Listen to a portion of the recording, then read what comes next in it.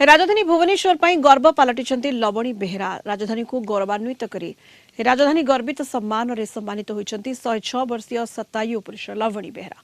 बयस केवल एक संख्या यहां से प्रमाण कर देखाइଛନ୍ତି निज जीवन यात्रा रे। 106 वर्ष बयस रे मध्य से स्वावलंबी और कर्मठ निज काम को भल पाई आज जाए से मंचेश्वर गोले छक निकट में चाह दुकान चलाउछंती। प्रतिदिन उठी दुकान खोलिबा निजे चाह प्रस्तुत करी ग्राहकों को सेवा देबा यह हेउछि तांकर दैनंदिन जीवन। एते बयस हेले भी तांको उत्साह और कार्यनिष्ठा आजिर युवपीढ़ी पर एक प्रेरणा। भुवनेश्वर प्रतिष्ठा दिवस अवसर में वरिष्ठ नागरिक भाव में तांको ओडिशार राज्यपाल द्वारा सम्मानित कर संघर्षमय जीवन कहानी और कार्य प्रति निष्ठा आज समाज पर एक जीवंत उदाहरण होइछि। एने 106 वर्षीय शतायु पुरुष लवणी बेहेरा सहित अधिक आलोचना करिसेंती आम भुवनेश्वर रिपोर्टर श्रीधर आचार्य।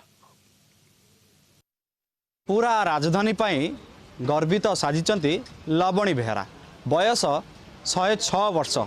106 वर्ष बयस रे भी सी दुकान चलाउचंती, सुदृढ़ अछंती, युवपीढ़ी को वार्ता दौचंती। सी आ कहीं नुहंती गतकाली राजधानी